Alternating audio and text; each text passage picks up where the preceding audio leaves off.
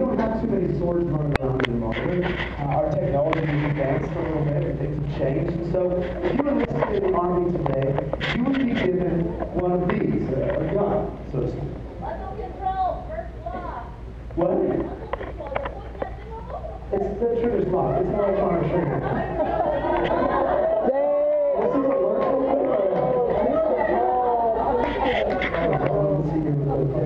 is a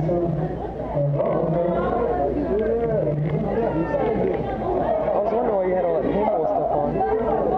Taylor, can you come up here for me real quick?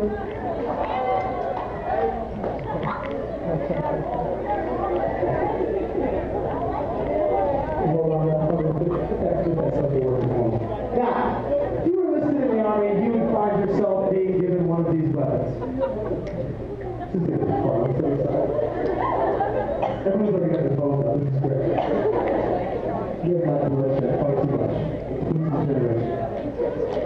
But it's not enough if y'all can go. Press the button to turn off the safety. What's that? Press the button to turn off the safety. Oh, okay. There we go. Thank you. Now, if you were given one of these, as a soldier in the military, you could do some damage with this thing. But I want you to imagine something. Imagine you've been issued this weapon, and you go out to the battlefield, but you just leave it at home. It's cool that you've been given a gun, but that gun doesn't do anything while it's sitting on your nightstand at home. Now, you've been given a weapon. Jesus told you what it was. It's the Word of God. But I wonder how many people just leave their Bible sitting on their nightstand collecting dust, and then walk into the battlefield and go, I'm ready to fight. You left your weapon back at home, bro. That's not going to do you any good. You got to take that sucker out on the battlefield with you. You got to get that gun into your hand. You need to get the Word of God into your hand, and you need to begin to read that. But it goes further than that, because listen, you can have a gun, but right now, there's nothing in this thing. It's not loaded. So it's cool that I have a gun, but if I don't have any ammunition loaded into my gun, I'm just shooting blanks on the battlefield. David said this in Psalm 119, verses 9 and 11. He said, how can a young person stay on the path of purity? By living according to your word. I have hidden your word in my heart so that I might not sin against you.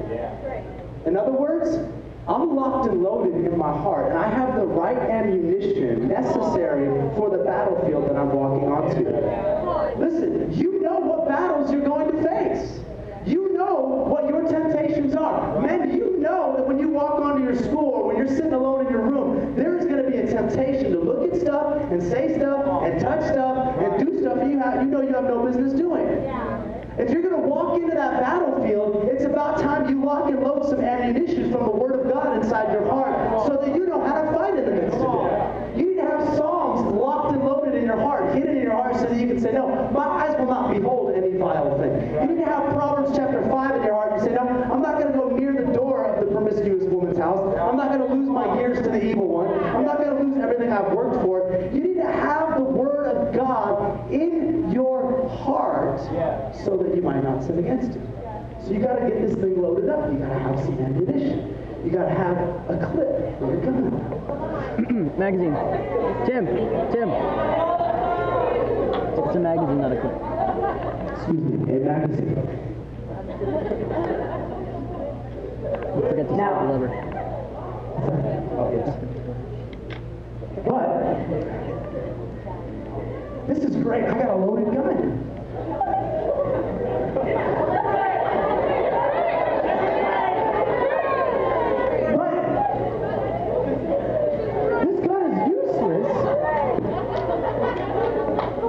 Unless I actually pull the trigger.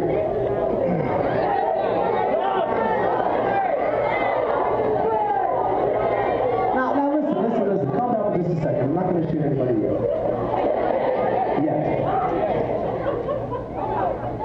It's awesome that you have a Bible. It's awesome that you've read it, and maybe you've memorized a couple of scriptures. But unless you walk out on the battlefield and begin to pull the trigger, This gun is pointless. And here's how you pull the trigger with your Bible. You got to speak it out loud. You got to open up your mouth. You got to begin to speak the word of God. Jesus did not Jesus did not think it is written. Jesus did not ponder it is written. He didn't read it is written. He said it is written. Do you know why you have to speak the word of God over your situation? Because the devil has not been given permission to read your thoughts. He doesn't know what's going through your head. You can't think happy thoughts out of your situation. The Bible says, speak to your mountain and it will move. It says, life and death is in the power of the tongue. You need to begin to open up your mouth and declare what the Word of God has to say about your situation. And when you're squaring off with your enemy in the middle of the desert, and he starts throwing lies about you and saying, you're not beautiful, you're ugly, no one's ever going to like you, you need to know that it says in Psalms, I am beautifully and wonderfully made. And by opening up your mouth, you begin to unload on your enemy. When you feel condemned and ashamed, you need to know in Romans 8:1 it says, there is therefore now no condemnation for those that are in Christ Jesus. Is this heard well? Just a little bit? He's just standing there like a man. You need to open up your mouth. You need to declare the word of God. Give it up for Taylor. Thank you for taking this.